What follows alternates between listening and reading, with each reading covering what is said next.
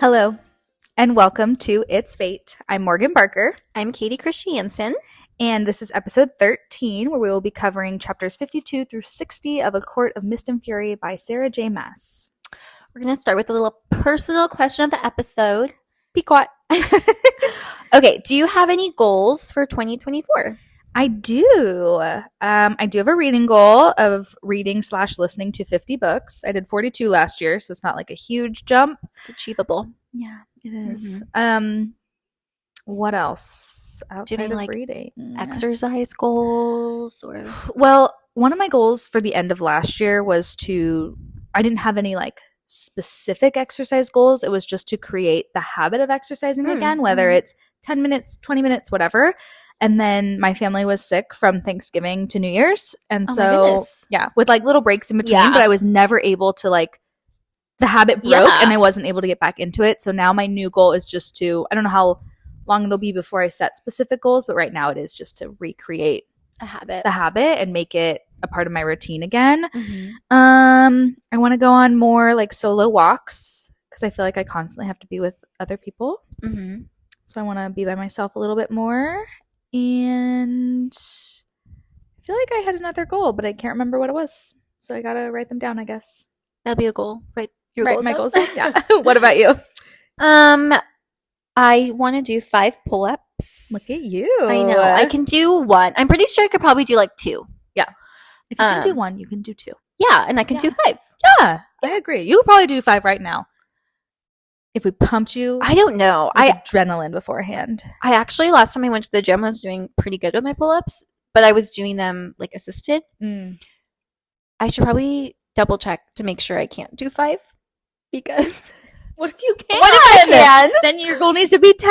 I know. I don't really make any reading goals. I feel like I get too crazy about like meeting the goal.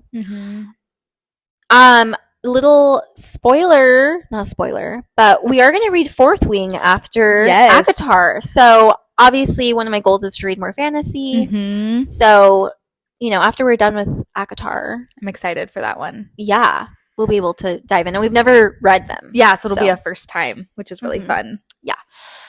Outfits. Morgan styled us again. Morgan's closet.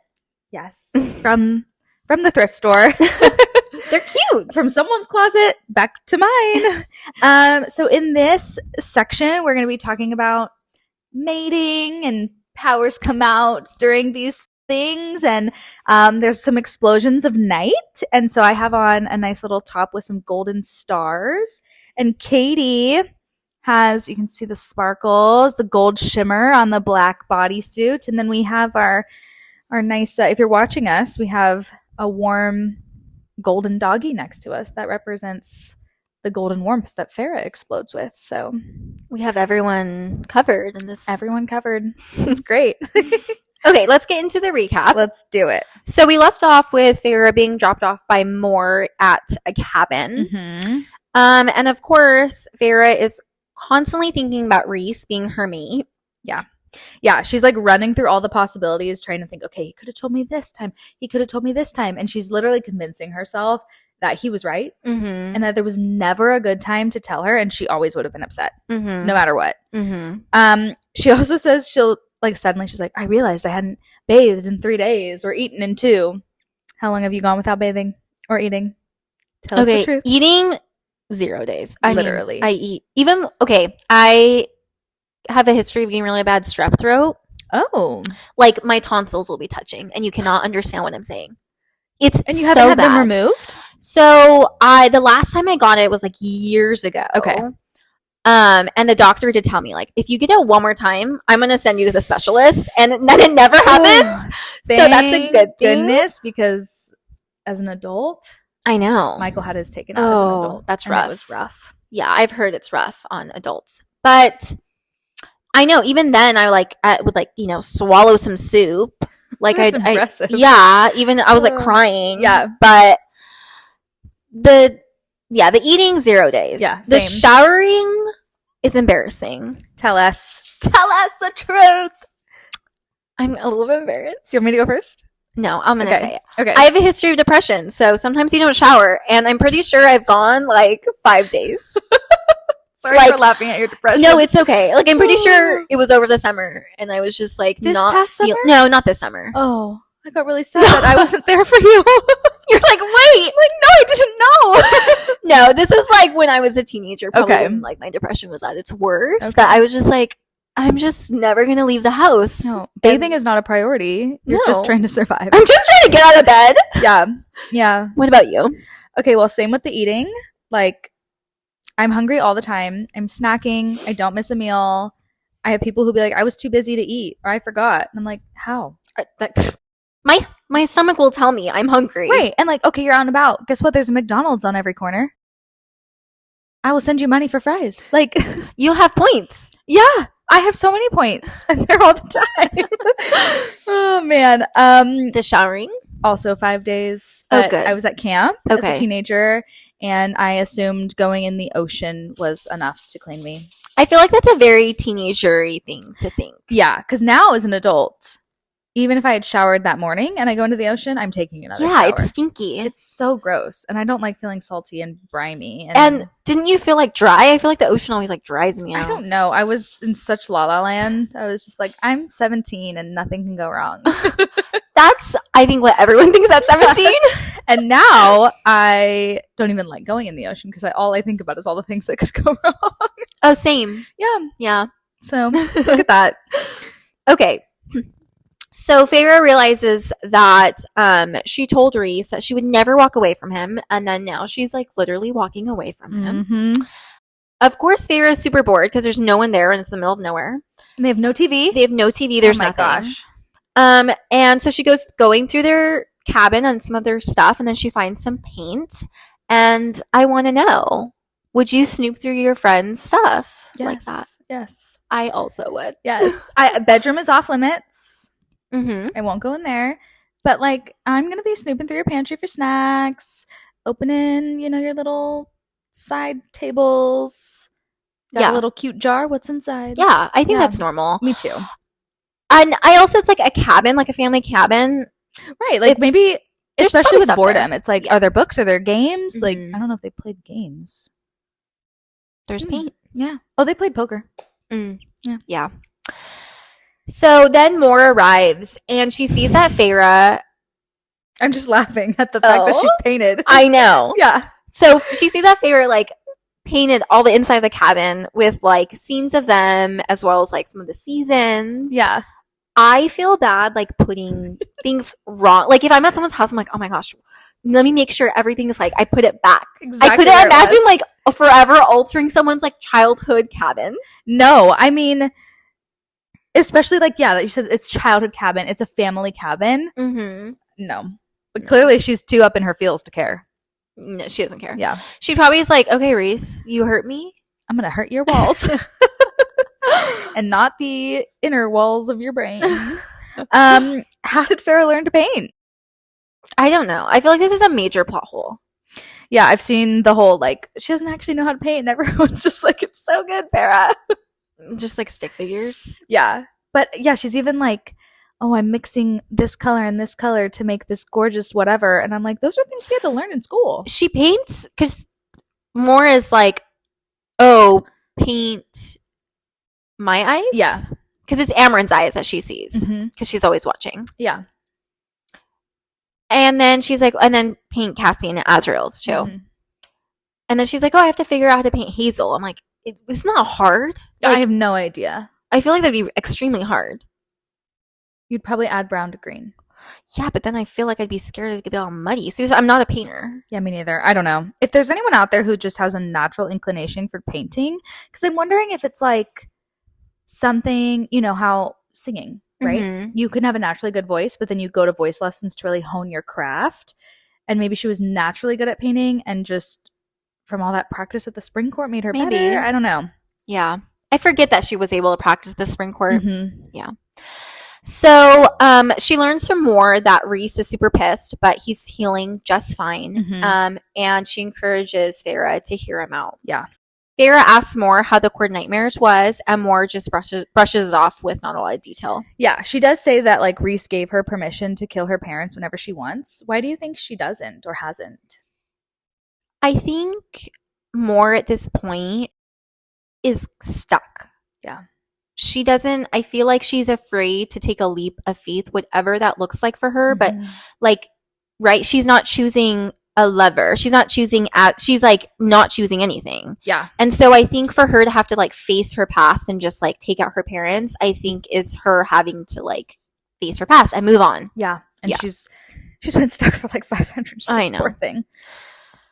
Feyre then finally asks what is going on between Mor, Cassian, and Azriel. Mm-hmm. Mor says that Azriel doesn't think he's worthy of anyone. This is so incredibly sad to me. Precious little shadow boy. I know. And I feel like it's really good insight to how his future love triangle is going to go. I just want to know. I want to know. Yeah. And I know that Rhys feels the same way of like, oh, I don't like, no one deserves my love. But I feel like he has more people like around him than like Azriel does. I think Azriel has never really been chosen. Maybe just by Rhys, but like his dad didn't choose him. His mom didn't choose him. His siblings didn't choose him. And now Mor doesn't choose him. Yeah. Mor asks Feyre if it's so bad to be Rhys's mate, and Feyre says, no, it's not.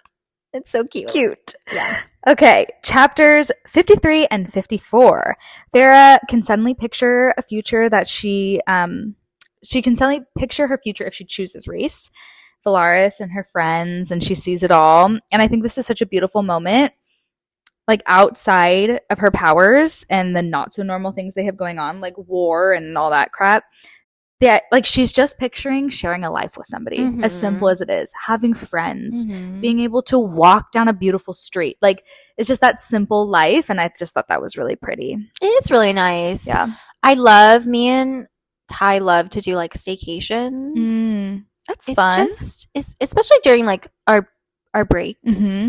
I work for a school, so I get like winter, summer breaks and stuff. So it's so nice to just have like a little staycation where we're able to just like spend more time together and like do like the little things that we aren't always can do when we're busy with work. Yeah, that's really cute. Feyre continues to stay in the cabin and paints every room and sees her future with everyone there. Okay, she's there for 5 days. 5 days. This girl loves to be chased. Oh yeah. I feel like throughout the whole book, she's like waiting. She goes to her room waiting for Rhys. She goes on the patio waiting for Rhys to come after her. She goes over here and she's like, Rhys, huh? You're going to come after me? I'm like, girl. She's totally romanticizing her life. Like just the whole, he's going to come for me. And it's going to be this moment. And even the way she's painting and just like picturing her life with everybody. Yeah. Rhys shows up and Feyre lets him in the cabin. She offers to make him food. And Rhys says it's an important moment when a female offers to make her mate food. It means she accepts the bond. When he says, you'd make food, I just think of that scene in Elf when he's asking Jovi out and he's like, you want to get food? And she's like, food? And he goes, the code? And I'm like, it's like the code, the mating code. I thought that was funny. That is so funny. Okay, I also thought it was interesting that the females accept the bond, but we don't really hear much about like males ever like accepting or rejecting the bond. It's always kind of implied that they always accept the bond and want to be with the female. I know. Yeah. Interesting. I wonder what that's about. Okay, while Feyre cooks, Rhys tells her everything, and it's a lot, so bear with me here. He was captured by Amarantha during the First War, and the same chains were used on him while he had ash spikes through his wings. He mentioned that all they had to do to break him would have been to cut off his wings. Do you think Illyrian wings grow back like the ones in Crescent City do? I don't think they do. And I don't think so either. Why that's such a big deal. Yeah. I also got a little confused because I thought no one knew about his wings. Me too. And later he says that when he meets Amarantha again, she doesn't even remember him. Yeah. So I think she may have been the only person of note who saw him with his wings.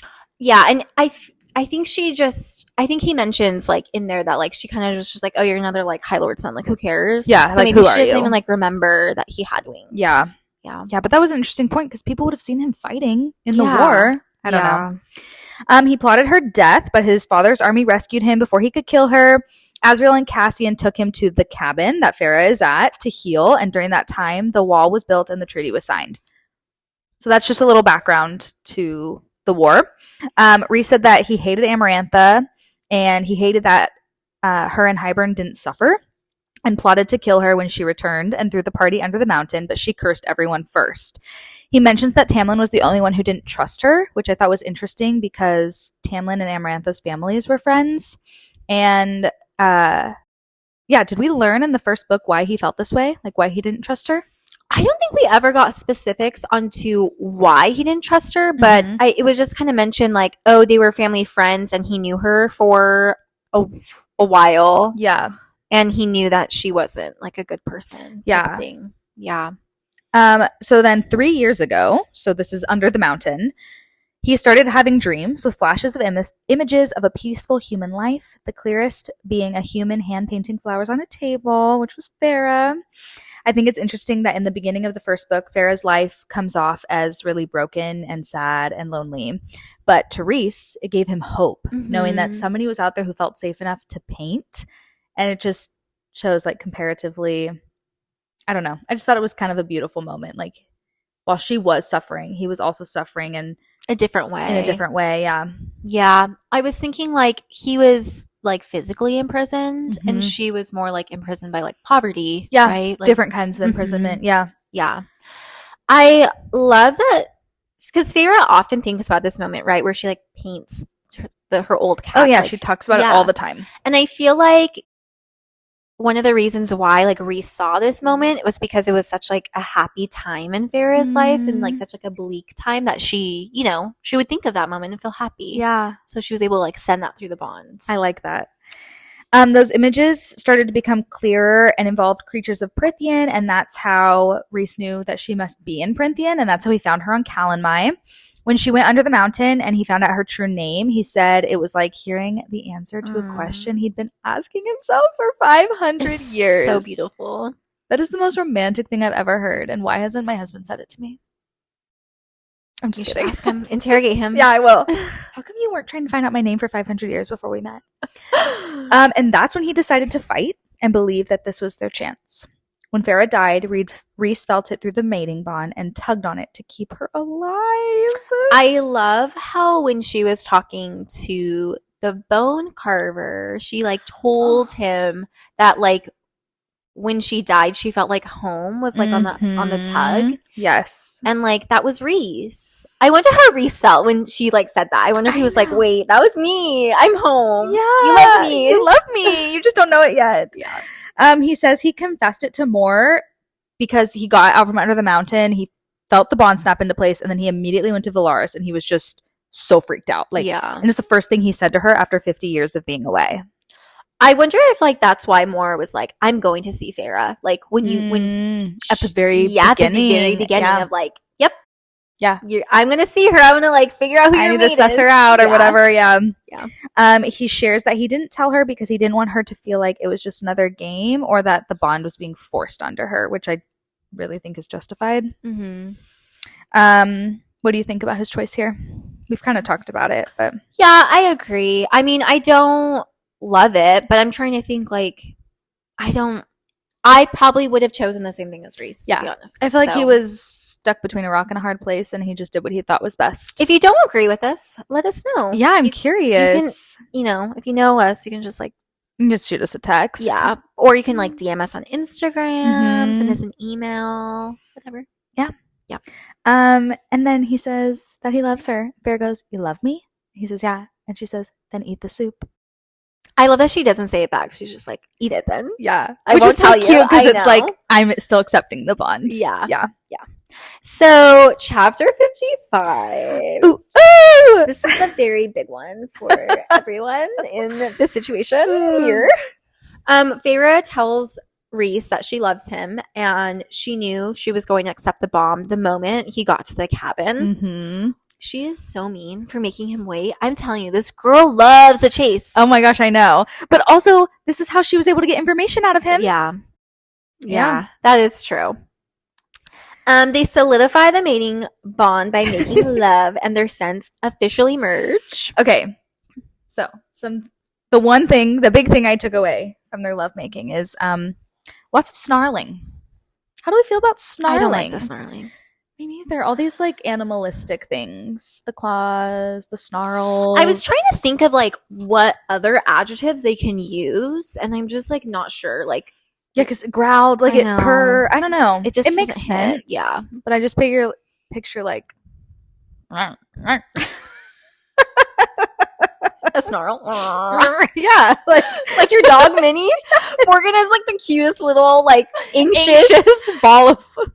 Oh my god, she's like so. How much does she weigh? Like 3 pounds? No, she's like 7 or 8. She's so small, but that's what yeah. She like the little lip twitch. That's Rhys. Is that what's happening in the bedroom? I don't want to be there. I'll pass. Thank you. Okay, wait.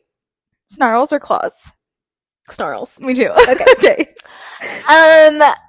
While I was reading this, actually, my husband was like, "How's your smut?" And I was like, "Actually, how's yours?" Yeah. I was like, I just noticed this. They literally, this is the first time they kiss. Like, that's crazy. Lip to lip. Like a real kiss. That's like most books, though. Okay, so this is my defense. ACOMAF, not smut. Way too much. There's too much, like, romance? Chapter 55. Oh, I know. Like, come on. They don't even kiss yet? That's not smut. But I mean, it is like a little smutty. But it's not. It's just smut. like a sexy scene. Yeah. Yeah. Exactly. But that is very interesting how they haven't even kissed yet, because that's a lot of books and movies. Yeah. It's like 0 to 100. Yeah. Mm-hmm. Yeah. But anyway, my husband like looked and he was like, "You've gotten that far and they haven't even kissed." They've caressed each other's mind walls. He's licked her spine to the mind wall. So okay. So Feyre shares that she realized that she was falling in love with Rhys on Starfall, but was too scared to say anything. Mm-hmm. She tells him that he is worth it, even if all the assassins in the world hunt them down. It'll be worth it. And I'm like, am I being crazy? Or is this like a foreshadow for a certain assassin from Throne of Glass to like hunt them down? Not in a bad way. Like in a like, I'm going to find you. I don't know. I feel like we are all like, we don't even know if things are actually this connected. I know. But everyone is so obsessed with them being connected. Yeah. I am too. I hope so. That'd be cool. I mean, yeah. Yeah.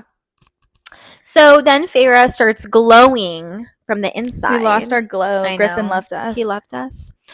She starts glowing from the inside, and Rhys releases the damper on his power, and they make love again. And the night explodes everywhere, which is why we're dressed like this. Yes. We're the night exploding from Rhys. Okay. Okay. The next morning, they continue to be unable to keep their hands off each other. Yeah. And Rhys says it's normal when the mating bond is accepted. People just go at it. Yes. So they're going at it on a carpet, and there's mention of talons being out and shredding the carpet to pieces. What the heck is with these claws and talons? How are they not injuring each other? They heal fast. They're Fae. They're just like, slice, slice, snarl, snarl. I don't know. It kind of ruins the moment for me. Now that I'm looking for these things. Yeah, I can see that. Oh, next.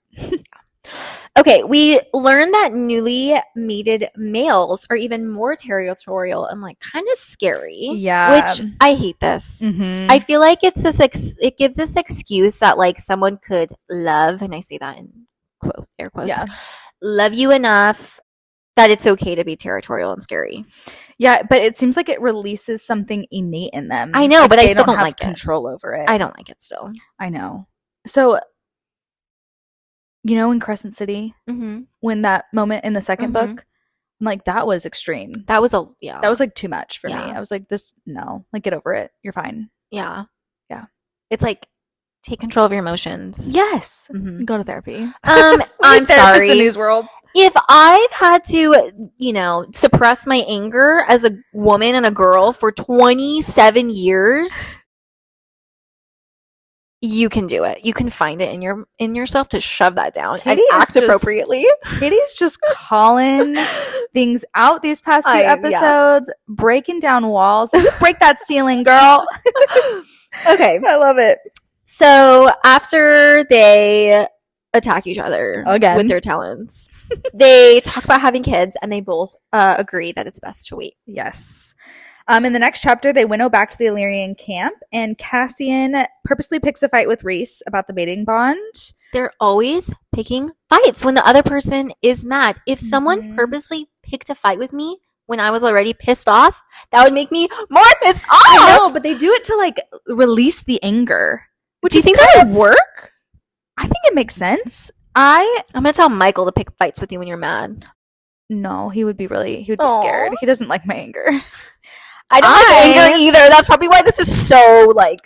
Whereas I've honestly contemplated like getting a punching bag so that I can go in the garage and like let out my anger in an appropriate way. And me and Michael will go in the corner and cry and never talk about our feelings. Because I've also gotten in my car and just screamed before, and that's been helpful.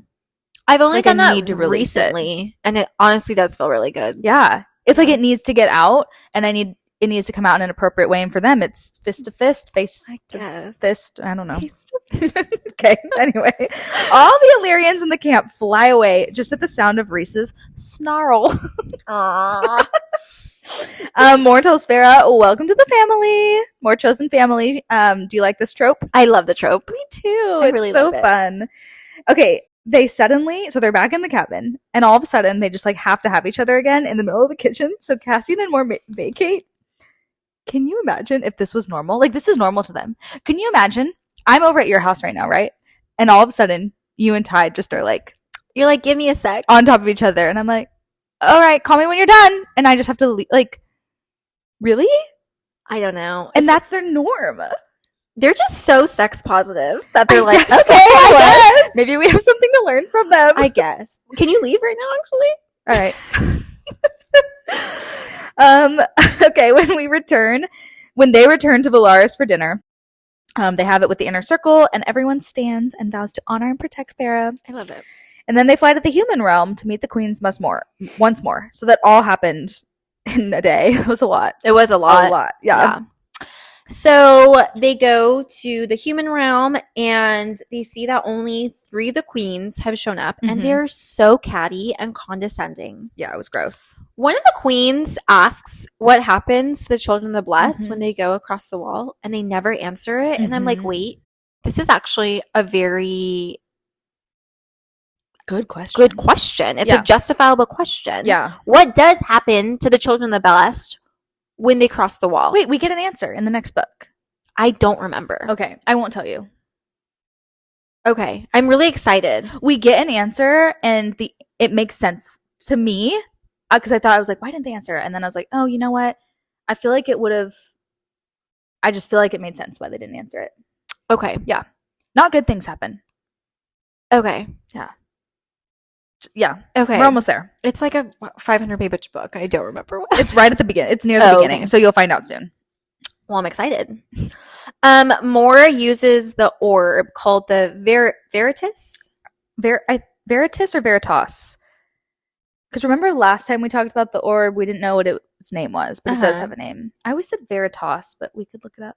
Veritas? I say Veritas because in Harry Potter, there's like the liquid courage. It's called something like that, like Vera something. Oh. I don't know. I don't know either. But she shows them the orb to show them Valaris. Yes. I looked up Veritas, and it just means truth. Oh. It's like I think it's English, actually. I don't know. There's a lot of companies out there that have this name in it. Oh. And it seems like only Mor could use it, so I wonder if I know it said that it like has a similar power to her, but I wonder if they're connected, and that's why her dad has it, and like only their family can use it. Mm-hmm. Why do you think they showed the queens the orb and Valaris when they clearly don't really want to help them? That's a good question. I think that they're just desperate at this point. I really think they're like holding on any sort of hope that they have. That makes sense. The queens seemed unimpressed by Rhys and even the orb or whatever, and they mock Rhys, and they reveal that in his original letter to them, he claimed that he wanted to fight for a better world, and so so that the woman that he loves, aka Feyre, Mm-hmm. can go and return and actually like visit her family and be safe and have a relationship with her family. Nesta starts to beg them to give the book to her people so that her people can have a fighting chance in surviving, and the queen still refuse. I love this moment because we finally see like raw emotion from Nesta, and Cassian steps in and basically swears to protect her and the humans until his dying breath. And this is just another foreshadow. I love it. To really the end of this book and the coming books. Yeah. So then the queens just winnow away, but one queen left a box under her chair that contained the book. It had a note that said that she believes in a better world and to not trust the queens because the sixth queen is actually not ill. Yep.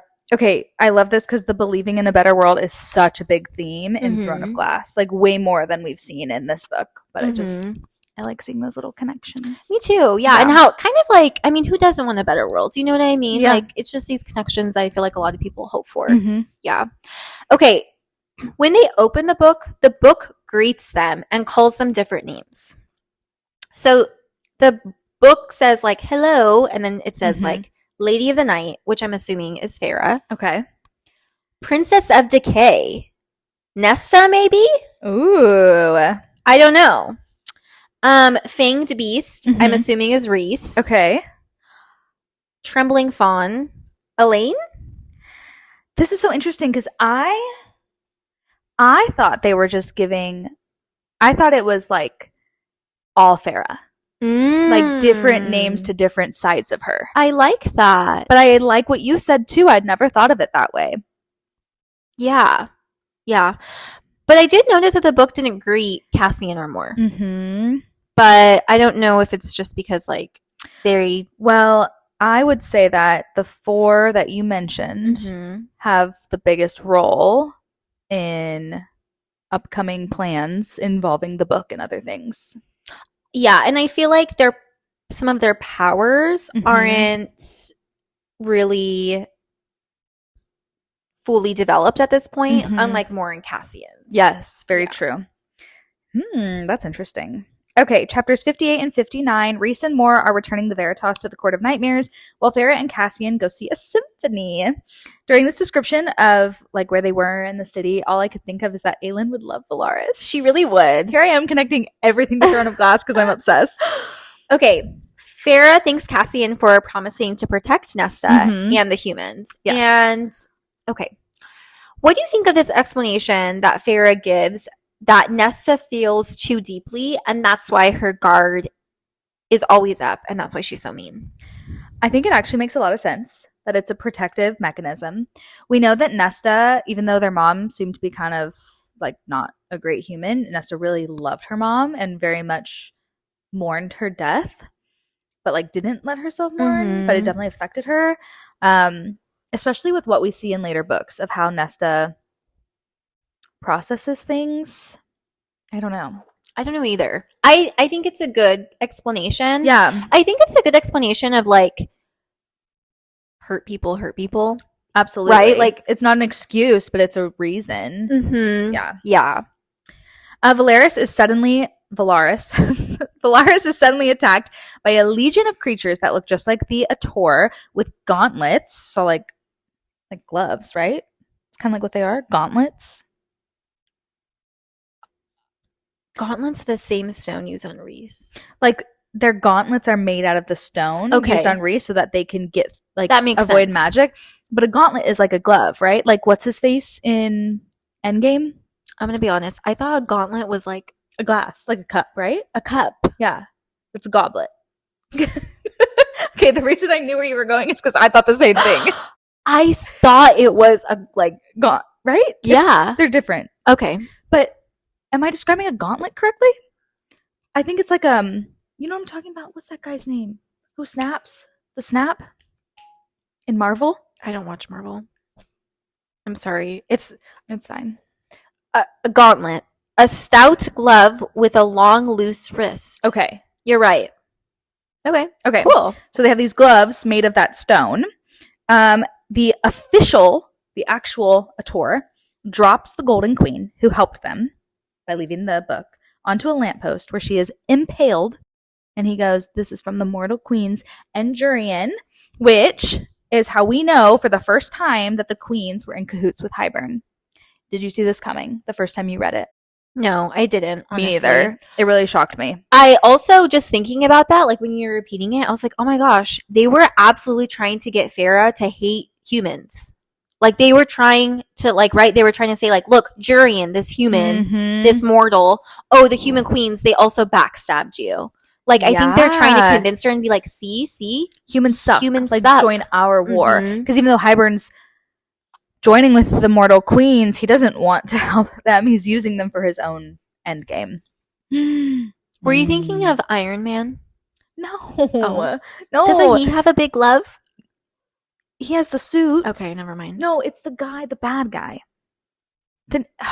I'm sorry. My husband's going to kill me that I don't know his name. I'm so sorry. Does your husband? No, we don't. Okay, it's not. We just don't watch Marvel. Okay, I just don't. It's fine. It's too much, honestly. I know it's a lot. I'm like, I can't deal with this. It's a lot, especially now that Disney owns it and Star Wars. They're whipping out content way too fast. I can't keep up. Well, that's why you can't remember his name.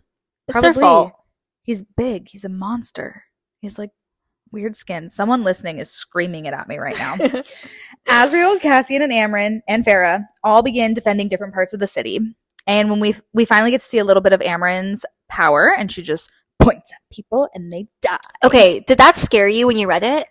No, because it was from a distance. But I do start to like see, oh, this is why people fear Amren. Yeah. But it wasn't like scary. I know. Didn't get details. It's just like Amber's just pointing to people and they're choking or whatever. Yeah, like they're just falling. They're not even choking. They literally just like fall to the ground. Yeah. Interesting. Feyre fully embraces her badassery, and she uses both her new skills with a blade and with her powers to take down soldiers. I loved this. Feyre sees the Atorus flying away and is fueled by her anger for the queen and for Claire and from under the mountain, so she winnows onto the rooftops to follow him. And at this point, Rhys is trying to talk to her through the bond because he's like, where are you?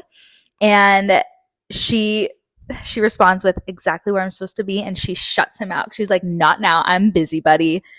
How would you feel about this if you were Rhys? Pissed. Same. I'm like, Feyre, just like, I don't know. But I also get, because I've been in the moment, even with something so small. Like, I'm reading a recipe, and my husband's like asking me questions. I'm like, I gotta focus. Yeah. I need to know how many tablespoons or whatever. And Feyre's like, I gotta focus. I need to kill the tour. Yeah, I'm also winnowing into the sky. No big deal. Meanwhile, Rhys arrives as evidenced by darkness taking over the city. What do you think this darkness does? I don't know. And other characters, like in Throne of Glass, I'm thinking of Lorcan. Yes. He also has this power of like, they just say death. They don't really tell him what it does, but everyone's terrified of him. Yeah, and I feel like it wouldn't surprise me if like the darkness was just like pure death. Like, so when I was reading this, I thought of Lorcan as well. And at one point, Feyre talks about the darkness as it like creeps through the alleys to hunt down any like last surviving soldiers. So I kind of thought the same thing, but like almost like it's an extension of Rhys, and he can control it, yeah, so that it's not just killing everyone that it touches, but he can find them, the evil.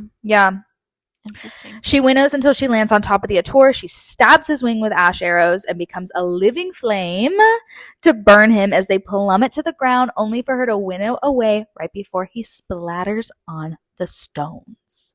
Okay, this whole time, right, she's like saying like, oh, they knew exactly what the city looked like because we showed the mortal queens what Valaris looked like. I don't know why they showed them literally the whole. They like, right? They know the whole vision was like Rhys was flying in, so you could like see it from above, and then you can see it all throughout. I'm like, you could have just showed them a snippet. Why did you have to show your whole cards? I don't know. Hand? I really don't know. Annoying. It is annoying. Yeah. Okay, chapter 60. The gang spends hours doing what they can repair and heal Valaris. We learn more about Amren's power, finally. So she used her power to infiltrate minds and make the soldiers believe a reality that isn't true, and made them think that they were like thousands of feet in the air, and then would have them like dive down, but they were actually like right there. So then they would like crack their heads open. scary. Now I'm scared. Now I'm scared. And it made me think of Bryaxis. Oh, yeah. In another monster from later, how like I think they use she. I think they use she too. I don't remember though. She makes your worst nightmares come alive, and then you like die from fear and suffering from that nightmare. Kind of made me think of that a little bit. There's another monster that does that, right? And Feyre almost gets trapped by him in the first book. Oh yeah, the Bogue. The Bogue. See, all these things are related. Yeah, interesting. I mean, there's only how many things can we be afraid of? I know, that's so true. Yeah. Oh, I could think of a few things actually. Maybe we should write a book. Like, what if somebody just became 1,000,000 spiders and then they ate you? That would be scary. Yeah. I hate being eaten alive. You know this. I hate being eaten alive. Every time I've been eaten alive, I've hated it. Before you respawn. Gosh. Oh, okay. Feyre finds Rhys just brooding on the roof, beating himself up since he was the one to reveal Valaris to the queens. Yeah. Which, I mean, I get it. I would be the same thing. Oh, yeah. Yeah. How could you not feel guilty? Yeah. Amren cracks the code to the book, and they make a plan to winnow to Hybern, and Feyre says, has to like say these certain words to nullify the power of the cauldron. Does this plan feel rushed to you? How they're suddenly just like, we're going to Hybern tomorrow. Yes, absolutely. I'm like, what? And I know Feyre's like, oh, they've been working on this for months, whatever. But I'm like, no, it feels way too rushed. Like, yeah, Hybern just attacked you. Why do you think it's like, oh, like they're going to expect you to retaliate? Exactly. Come on. We're smarter than the most powerful High Lord Emperor at the end. They've been alive for 500 years and they cannot have this brain. No, nothing can beat us. We also know the whole soul story, so. True. Okay. Feyre realizes that they haven't been at the townhouse overnight together since their mating. And she remembers that Tamlin likes to, keep to his own room. But Rhys immediately is like, my room or your room? Like, which room are we going to share? Like, it's going to be our room. Yes. I love it. Why do you think Tamlin liked it the other way? I think it was so odd. It's very old-fashioned, right? We True. think of, like, kings and queens who, like, didn't, like, have the same chambers. But most of that was because it was an arranged marriage. So they didn't, like, sleep is so intimate.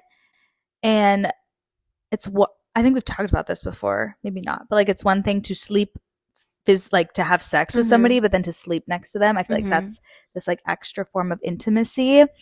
And kings and queens, it was for breeding. It's interesting, too, because Tamlin does, right? We see him spend the night with Feyre. I think it's, again, just, like, calling back to, like, he has walls up. Yeah. And he can't even, like, break down those walls to, like, share a room with her. Yeah, that's a good point. Rhys gives Feyre his mother's ring that she stole from the Weaver and tells her the truth, that it was a test his mother set for his future bride/mate. They then talk about getting married, and Rhys alludes to wanting to take a step further. I'm like, is this a little foreshadow to high ladydom? It absolutely is. I love it. I think I don't think I picked up on it the first time, but I was like, oh, that's what they have this secret conversation about. Yeah. So, all right, that's the end of our recap. I have a little connecting the cosmos. Okay, so this is a spoiler alert for Throne of Glass. So if you're reading Throne of Glass, skip ahead a minute or two. We learn about Amren's power, right? And made me think of, maybe it won't spoil. Whatever. Don't listen to this if you're reading Throne of Glass. There's a character in Throne of Glass who has a very similar power. Do you know who I'm talking about? Yes. Does everyone know who I'm talking about out there who's read Throne of Glass? Where they can create these illusions in someone's mind where it's not like Rhys's power, where Rhys can go in and make them think something's true, but they're still living in the same reality that we're living in. Yeah. This is like, it almost creates a whole other world around. I don't know, it just feels different than what Rhys can do. And we know that Amren is something, but we don't know what she is. Could Amren be Valg, like this other character? I think she absolutely could, especially because, I don't know, it's hard because this other character, we know that she has like a fae body like Amren, but it seems like Amren is trapped in her her body. Yeah. Well, this other character even like shapeshifts. Yes, and she chooses to be in this body. Yeah. Yeah. But Amryn was imprisoned, and that's how she got out. So I don't know if it was like the spell she used to like keep her body. And she's so old, and she spent so much time in the prison that she doesn't remember her former self. She doesn't even remember where she came from. She just knows bits and pieces. So is it like, I don't know. That's really sad. I know. And like, yeah. And it makes her decision later in the next book even more beautiful. Oh, yeah. Yeah. Mm-hmm. Yeah. Okay, let's do some Wheel of Fortune. Spin that wheel. Okay. Do you think Feyre would have fallen in love sooner with Rhys if she knew his full story on like Tamlin and what happened there? Just, you know, I don't know, everything we learned about him, I feel like it's just I know. I don't know. I think that, well, if we look at it, she fell in love with him pretty fast. Mm-hmm. Right? If it's only been 2 months since she left the Spring Court officially. Obviously, she and Rhys have known each other a little bit longer. I think she fell in love with him pretty early on. It just didn't admit it to herself until sooner or until later. I'm wondering if Rhys, remember in the first book when he was kind of talking to her, it was like her last night in the prison, and he was just like kind of like word vomiting and being like, I don't know, I'm telling you all this, and kind of like being vulnerable with her. Mm-hmm. I'm wondering if he was just like, yeah, this is how I got captured by Amarantha, and like it sucks. And I wonder if he was like, yeah, I've been seeing flashes, and I saw a human hand painting a flower. If she would have been more inclined to like know that he wasn't bad, maybe that. But she also could have been freaked out, because think about how deeply she was. It was Tamlin, and I think she would have been a little freaked out. I do. I think so too. Yeah. Yeah. All right. That was a fun episode. It was a little shorter. It was. Well, you know what? Chapter 55 was like 10 pages of sex, and so we recapped it as best as we could without getting graphic. Yeah. I mean, there's nothing really to add to that. No, I feel like there's nothing going on in the storyline besides them connecting in that way. Connecting. Yes, exactly. So our next episode will be next week. It is the ACOMAF finale with a special guest, Dana. We'll be talking about chapters 61 through 69. And you want to plug our socials? Yes. Let me see. You can do it. Instagram at It's Fate Pod. Yes. Yay. TikTok at It's Fate Podcast. Yes. And YouTube is at It's Fate Pod. Yay. You did it. And please subscribe if you haven't already. Leave us a review. You can subscribe on YouTube as well. And we'll see you next week. Bye. Bye.